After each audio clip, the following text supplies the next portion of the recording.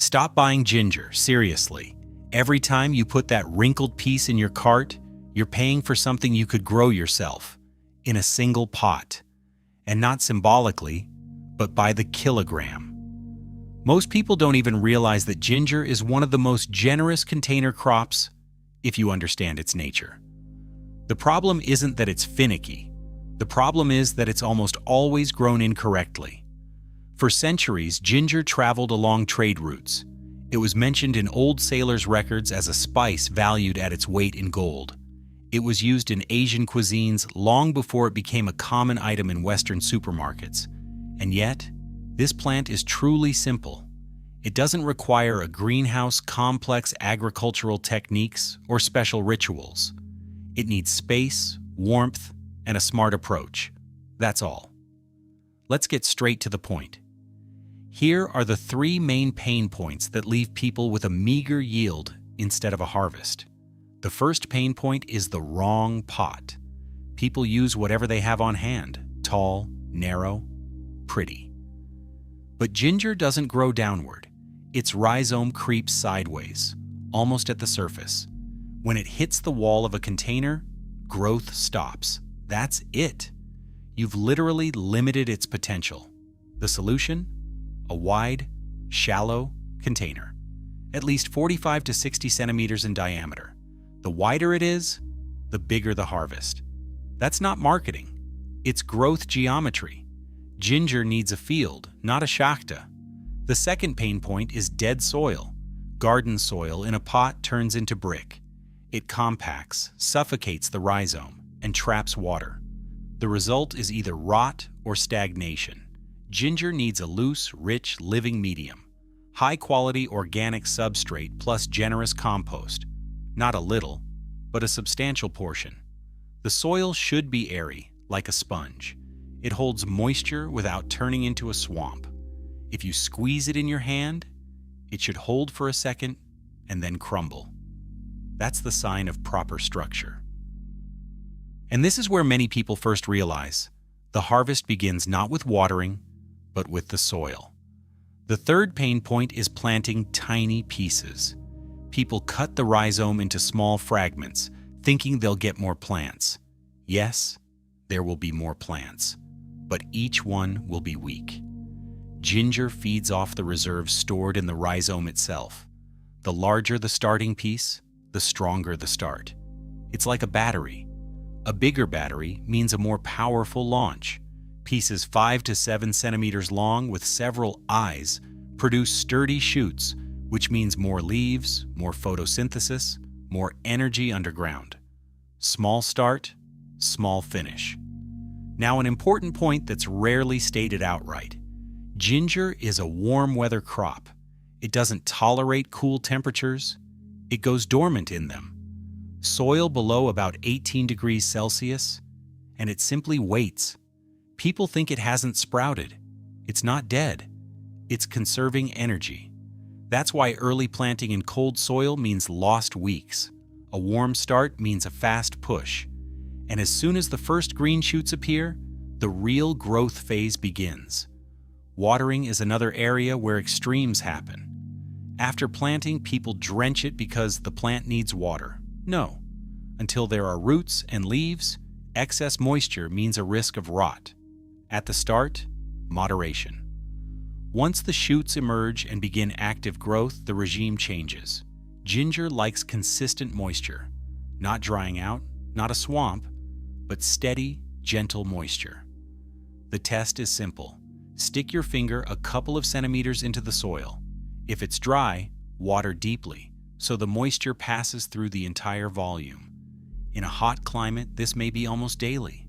A container dries out faster than a garden bed, and that has to be taken into account. And one more thing that separates an average result from an impressive one: feeding throughout the season. Ginger actively builds mass, both above and below ground. If the nutrients in the container run out, it simply slows down. A top-up of compost every 4 to 6 weeks or gentle organic feedings maintain growth without spikes. There's no need to blast it with chemicals. It needs stability. Ginger loves consistency. Now let's break a myth. Wait until complete dieback. Young ginger can be carefully harvested after just a few months. It's tender, juicy, with a milder aroma. But if you want maximum volume, give it a full cycle, 4 to 6 months of active warmth. By autumn, the rhizome spreads wide, filling the entire container. And that's when tipping the pot over becomes the very moment you started it all for. A separate strategic move is not starting from scratch every year. If the climate allows, the container can keep growing. In cooler regions, bring it indoors before frost, reduce watering, and let the plant go dormant. In spring, it will start faster because the root system is already strong. And with each season, the mass increases. It's a compounding effect that many underestimate. And here's what's important to understand. Growing ginger in a pot isn't about exotic windowsill decor. It's about control. You control the soil, warmth, moisture, and space. And when these 4 factors are properly aligned, the result becomes predictable, not random, not just lucky, but consistent. Stop buying what you can grow yourself. One wide container, living soil, large starting pieces, warmth, and thoughtful watering, and you get not a symbolic harvest, but a real supply. And the most surprising part? It's simpler than it seems once you eliminate the 3 main mistakes we talked about today. There's one principle that changes everything. Ginger develops its yield in layers. It doesn't produce a single root. It builds new segments on top of the old ones, gradually thickening and spreading sideways. This means that every extra centimeter of free space is potential mass gain. So if the container is narrow, you're not just losing a few percent, you're losing multiple times the potential harvest. Space for ginger isn't comfort, it's productivity. The second strategic point is that light isn't just for the leaves, it's for the root. The more dense green mass above ground, the more active photosynthesis is, and therefore more carbohydrates flow down into the rhizome.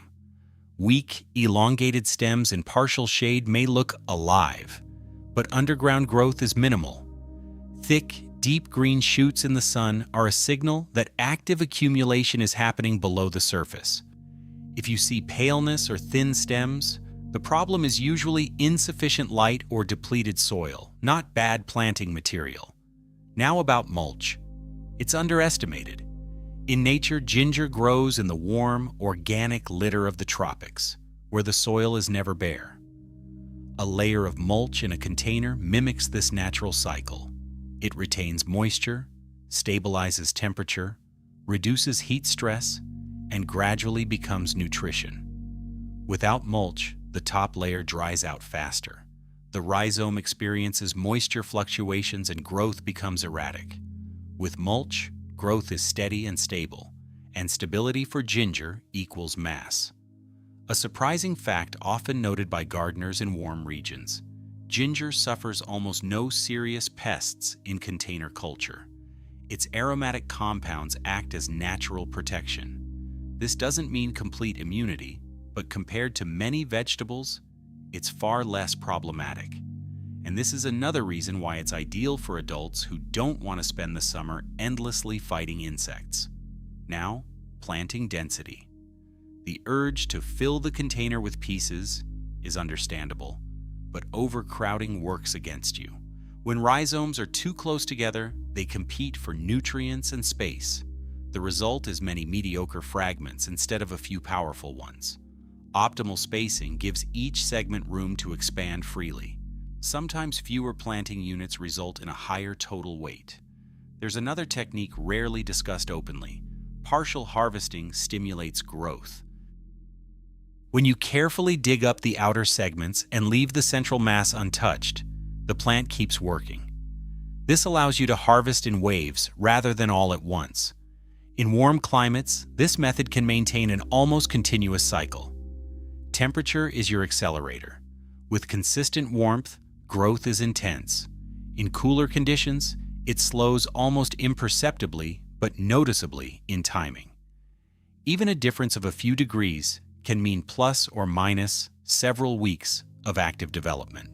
That's why placing the container near a wall that absorbs daytime heat, or on a surface that reflects sunlight, can sometimes produce a significant boost. This isn't magic. It's microclimate physics.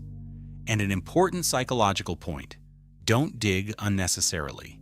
Every constant "let me check" disturbs soil structure and damages the fine roots that carry nutrients.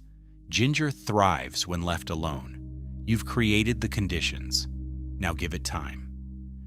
If you compress all of this into a strict formula, it looks like this: a wide container, living loose soil, large starting pieces, a warm microclimate, consistent moisture, regular gentle feeding, reasonable spacing between segments, and minimal interference. Remove even one element, and the result drops. Get all of them right, and the pot becomes a production system. And here's the truly remarkable part. When you see how much ginger a single container can produce with the right approach, you stop thinking of it as exotic. It becomes a strategic crop, compact, predictable, economically sensible. This isn't an experiment for curiosity's sake. It's a practical solution for those who value control and results.